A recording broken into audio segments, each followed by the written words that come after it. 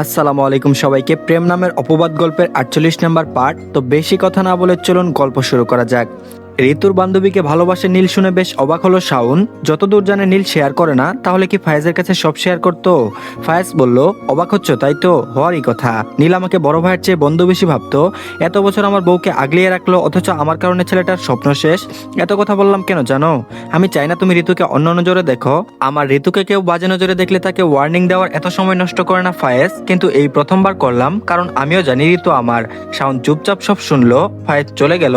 নীলের দিক থেকে চোখ যেন সরছে না শাওনের। কিন্তু কি সুন্দর করে গত রাতে ফায়েজের সাথে ব্যাচেলর পার্টিতে মজা করলো, গান গাইলো, নাচলো, অথচ সে চাইলো পারতো প্রতিশোধ নিতে। ঋতুকে ফায়েজের হাতে তুলে না দিতে তবুও দিচ্ছে। আর এদিকে সন্ধ্যার জন্য সকলে সাজতে যেমন ব্যস্ত, তেমন নতুন বাড়ি নতুন করে সাজাতে ব্যস্ত বড়রা। মেহেদির সব সাজ খুলে নতুন থিমে পুরো বাড়ি সাজানো হচ্ছে। এসবের তদারকি করছে তাইফ খান। কাজ ভাগ করে দেওয়া হয়েছে। তৌফিক খান আত্মীয় স্বজনদের দাওয়াত আপ্যায়ন করবে, তাইফ খান বাড়িঘর সাজাবে, ক্লাবের যাবতীয় ডেকোরেশন আছে, আর তারিফ খান বাজার করা। শুধু বড়দের মধ্যে কাজ ভাগ হয়নি, ছোটদেরও কাজের দায়িত্ব দেওয়া হয়েছে। তাদের মধ্যে ফায়েজও রয়েছে। বড় বলে ফায়েজকেও রেহাই দেয়নি তৌফিক। ওনার মতে বিয়েতে মেয়েরা সাজে, ছেলেরা না। বসে বসে বুড় হচ্ছে, নিজের বিয়েতে হাত লাগালে কাজ দ্রুত হবে, নয়তো আগামী বছর পর্যন্ত অপেক্ষা করুক। বাপ ছেলে সবসময় নীরব এক যুদ্ধ চলে আসছে ১ বছর ধরে। পরিবারের সকলে দেখে অভ্যস্ত।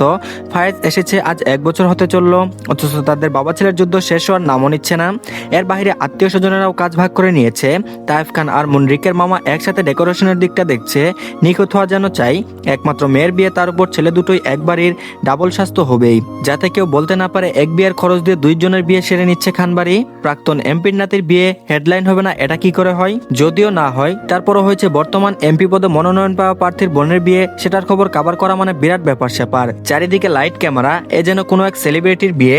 ঋতু বড়বাবুকে বলছে এসব মিডিয়া সাংবাদিকের নিউজ তার বিয়েতে চায় না। তাই তারা ঋতু আর ফায়েজকে শুধু বাদ দেয়নি, বাদ দিয়েছে বাকি সদস্যদেরকেও। কিন্তু দাওয়াত থেকে বাদ যায়নি কেউ। আপাতত নিজের টিআরপি বাড়ানোকে সাইডে রেখে খানবাড়ির ভোজন বিলাস উপভোগ করছে সকলে। আর এদিকে পাশাপাশি বসে আছে ঋতু আর ফায়েজ। আরজুমানও এসেছে। আগের চেয়ে বেশ সুস্থ আছে। হয়তো নাতি নাতনির মহামিলনে খুশিতে সুস্থ হয়েছেন। দুজনকে বড় থেকে ছোটরা হলুদ মাখিয়ে দিল। নাবিলাও ঋতুকে হলুদ দিয়েছে। একটু সাইডে দাঁড়িয়ে আছে। তখন একটা ছেলে এসে নাবিলার সামনে দাঁড়িয়ে বলল, আপনি কে? নাবিলা বলল, কেন বলবো? পাল্টা প্রশ্নে থতমত খেয়ে গেল ছেলেটা। তারপর আবারও বলল, না, আমি আসিফ উজ্জ্বলের বন্ধু। আপনি? নাবিলা বলল, আমি কনের বান্ধবী। ছেলেটি বলল, ওয়াও, একদিক দিয়ে আমি শুধু উজ্জ্বল না, ফায়েজেরও বন্ধু। তাহলে আমরা বেআইন হলাম। চলেন আর একটু পরিচিত হই। নাবিলা বলল, নো ইন্টারেস্টেড। ছেলেটি বলল, বেয়ানের মনে হয় মুড অফ। বান্ধবীর বিয়ে হয়ে যাচ্ছে, সিঙ্গেল থাকার ভয় নাকি? বলেই হাসলো। ঠিক পাগলের মতো নাবিলার মনে হলো। ঋষি তখন বলে উঠল, না মিস্টার। কোনো পুরুষের কণ্ঠ শুনে নাবিলা সামনের দিকে তাকালো, আর আসিফ পিছনের দিকে। তখন এগিয়ে এলো ঋষি। হেসে নাবিলার পাশে দাঁড়িয়ে নাবিলার কাঁধে হাত রাখলো। তারপর বলল, না মিস্টার, আপনার হয়তো সিঙ্গেল থাকার রাশি হলো, উনার নেই। নাবিলার দিকে তাকিয়ে বলল কথাগুলো। দুজন দুজনের দিকে তাকিয়ে আছে। তারপর বলল, পরিচয় দিই, ইনি মিসেস ঋষি আলম, মানে আমার স্ত্রী। আসিফের মুখটা কাটাবাসের মতো চুপসে গেল মুহূর্তের মধ্যে। সে সন্ধ্যা থেকে নাবিলাকে দেখে মনের মধ্যে আকুবাকু খেয়ে যাচ্ছে বারবার। ভাবছিল এবার বাড়ি গিয়ে মাকে জানিয়ে দেবে মেয়ে পছন্দ হয়েছে, বিয়েতে তোড়জোড় করতে, কিন্তু আফসোস সেটা আর হলো না। নীল একটি গান গাইলো, ভালোবাসবো বাসবো রে বন্ধু তোমায় যতনে। গানটা ভীষণ সুন্দর, আর নীলের কণ্ঠে সব গান যেন নতুন রূপ পায়। তবে কোথাও আজ নীলের কণ্ঠটা ভীষণ রকমের ভারী মনে হলো। প্রতিটি শব্দ ছিল কাউকে উদ্দেশ্য করে গাওয়া। ফায়েজ উপলব্ধি করলো নীল কষ্ট পাচ্ছে, ভীষণ কষ্ট পাচ্ছে। ফারিহা বেঁচে থাকলে যত বড় পাপ হোক, তবুও পাপ করে ফারিহাকে এনে দিত। কিন্তু আফসোস তার সম্ভব নয়। ফারিহা এ দুনিয়ার মায়া ত্যাগ করেছে অনেকদিন আগেই। এই অসম্ভবের সাথে কোনো মানবের পক্ষে সম্ভব না লড়াই করা। ঋতু বলল, ভাইয়া কণ্ঠটা আজ বিষণ্ণ কেন? ফায়েজ বলল, কি জানি, হয়তো বোনের বিয়ে তাই। নীল বলল, উহু, তা কি করে হয়? বোন তো শুধু রুম ট্রান্সফার করবে। তবুও মনে হলো কোথাও কিছু নেই, অসম্পূর্ণ। ঠিক ফারিহা নেই তার মতো। ফারিহা নেই কানে আসতেই ফায়েজ ঋতুর দিকে তাকালো। মেয়েটার চোখ দুটো ভীষণ থই থই করে পানিতে নাচছে। নিরুপায় হয়ে চোখ সরিয়ে নিল। আজও ঋতু জানে না ফারিহার মৃত্যুর কারণ। জানলে কি বিয়ে করতো? ঋতুকে কি সব বলা দরকার? এত সব ভাবনার মাঝে আবারও গানের সুর ভেসে এলো। কিভাবে বুঝাবো তোমাকে কতটা ভালোবাসে এই মন? শাওন গান গেয়ে চলেছে। প্রতিটি শব্দে কোথাও অনুভব করেনি ফায়েজ। ফায়েজ জানে শাওন সত্যিই ভালোবাসে, কিন্তু এই গান তার প্রমাণ যে সে ঋতুর সুখ দেখতে চাই। ছেলেটা ভালো, তবে সবকিছু সবার জন্য না। সবাই খুব মজা করছে। নাচ গানের মাঝে ঋষি আর নাবিলাও নাচলো। এই প্রথমবার টম এন্ড জেরির সম্পর্ক দূরে রেখে পারফেক্ট কাপলের মতো নাচলো। ঋতু অবাক হয়ে রুহানকে ইশারায় ডাকলো। রুহান ঋতুর পাশে বসতে ঋতু ফিসফিসিয়ে বলল, এদেরকে তো দেখে মনে হচ্ছে পারফেক্ট কাপল, যাকে মেড ফর ইচ আদার বলা যায়। ব্যাপার কি? রুহান বলল, তোকে সব খুলে বলবো পরে। ঋতু বলল, সামথিং রং নাকি আর? রোহান হাসলো, কিছু বলল না। রোহান চলে যেতেই ফায়েজ ঝুঁকে বলল, কি নিয়ে এত আলোচনা করছেন মিসেস? ঋতু বলল, কিছু না। ঋতুর হাত ধরে টেনে গেয়ে উঠলো ফায়েজ, মন বুঝে না গানটি। অতঃপর বিয়ের অনুষ্ঠান শেষ হলো, রাত বাড়ছে, সবাই ঘুমে বিভোর, কিন্তু ছাত্ররা আজ মেয়েদের আনাগোনা, তারা আজ ব্যাচেলর পার্টি করবে। কেউ রাজি হয়নি। শেষে ঋতু ফায়েজকে কি করে রাজি করালো কেউ জানে না। সে যাই হোক, ফায়েজ ভাই যে বউ পাগল তা রীতিমতো ছোটদের আলোচনার বিষয়ে সীমাবদ্ধ রইল না, বড়রা রীতিমতো চর্চা শুরু করে দিয়েছে। এদিকে ঋতু লজ্জায় মরে গেলেও ফায়েজের তাতে কিছু যায় আসে না। বউকে ভালোবাসতে হয়, সর্বত্র লুকিয়ে চুকিয়ে প্রেম হয় না, ভালোবাসা হয় না। কোন মহাজ্ঞানী বলেছে না জানলেও ইহা ফায়েজ ভাইয়ের বলা বেশ বুঝতে অসুবিধা নেই কারো। হঠাৎ কেউ বলল, এ ঋতু, একটা গান গানা তোর উনাকে ভেবে, বলে সবগুলো হেসে দিল। শিমুলটা যাচ্ছে তাই হয়েছে দিনকে দিন, কি সব বলে লজ্জা দেয়। উফ, আর পারা গেল না। সবার জোরাজুরিতে রাজি হলেও শর্ত একটাই, সবাই গান গাইবে। সবগুলো রাজি হয়েছে। তারপর সবাই মিলে গাইলো, এই সারা জামানা খুঁজে দে বাহানা, আমি তোর কাছে ছুটে যাওয়ার আহা টিকেনা, এই মন ব্যাপানা শুধু বারে বারে করে তোর আবদার আহা। গান শেষ হলো। আর এদিকে সকালের যেন তোর জোরের শেষ নেই, হবে কি করে বিয়ে যে দুপুরে। কোন রকম খেয়ে মেয়েরা ছুটলো পার্লারে, ছেলেরা কোথায় কি জানি, আপাতত হদিশ মেলেনি। বরযাত্রীতে আজ বাড়ির সব ছেলেপুলে স্থান হলো, আর মেয়েরা সব আজ কন্যায় পক্ষ নিল। হুটহাট দল পরিবর্তন হয়, বেশ চটে গেল রিক। তারপর বলল, কেন আম্মু এখন কেন দল পরিবর্তন হচ্ছে? সিমরান বলল, উফ, এ ছেলেকে নিয়ে আর পারি না। এ তুই চুপচাপ সেজে গুজে যা তো তোর ফাইজের সাথে। গেটের সামনে মেয়েদের বড় একটা লাইন দাঁড়িয়ে আছে। রিক একটু ভাব নিয়ে বলল, আমাকে ওয়েলকাম করতে এত আপ্যায়ন, আমি তো সুপার ডুপার হিরো হয়ে গেলাম। মন বলল, আসছে কানা রাস্তা রেখে পানিতে ঝাঁপ দিতে, যে না চেহারা তার নাম পেয়ারা। মনের কথায় রিক রেগে তেলে বেগুনে হলো, মেয়েগুলোর হাসি যেন থামছে না। তারপর কেউ বলল, কি ব্যাপার সুন্দরী ব্যান্ডরা, কি চাই? মেয়েরা বলল, কি চাইবো বেয়াই, একটু খাতির যত্ন করবো আর কি আপনাদের। ছেলেরা বলল, আপনাদের মতো সুন্দরীরা এভাবে বললেই তো অনেক কিছু পাওয়া হয়, আর কিছু করা লাগে নাকি? মেয়েরা বলল, আকাশ ভাইয়া তুমি কি আমার বড় ভাইকে ফকির বানাতে চাও? আকাশ বলল, কি করে ছোট খান সাহেব? রিক বলল, কি করে মানে? এই যে এভাবে মিষ্টি করে কথা বলছো সেভাবে। মেয়েরা বলল, এসব পেজ বাদ দিয়ে নেন দুলা ভাই, মিষ্টি খেয়ে শালীদের মন পকেট দুটোই ভরে দেন। ছেলেরা বলল, কেন শালীদের ভরবে, যা করার বউকে দিবে। মেয়েরা বলল, এ দেখি জানেও না, শালী মানে আধা ঘরোয়ালি। ফায়েজ বলল, এ ভাই ওদের ডিমান্ড মিটিয়ে ভিতরে চল, আমার বউ কত সময় ধরে অপেক্ষা করছে। ফায়েজের কথায় সবাই মিটিমিটি করে হাসছে। সজীব অদৃশ্য কপাল চাপড়ালো, কি করবে আর, সত্যি বলতে এই পোলা বউ পাগল। তারপর বলল, তা আপনাদের ডিমান্ড কত? মেয়েরা বলল, এক। ছেলে বলল, ও আচ্ছা, এক আমি দিচ্ছি, বলে রাফি পকেট থেকে 1 টাকার একটা কয়েন বের করে দিল। মেয়েরা বলল, 1 টাকা না, 1 লাখ টাকা। ছেলেরা বলল, কি 1 লাখ টাকা? এটা কম অঙ্ক না, খানবাড়ির জন্য কোনো বিষয় না, তবু এটা দিতে হবে ভেবে মাথায় হাত। মেয়েরা বলল, কি হলো দেন। ছেলেরা বলল, হবে না, এই চল। সাকিবের কথায় চোখ গরম করে তাকালো ফায়েজ, মানে সে টাকা দিতে রাজি। পরে উজ্জ্বল 1 লাখ টাকা জেরিনের হাতে দিয়ে চলে গেল সবাই বোর্ড নিয়ে ভিতরে।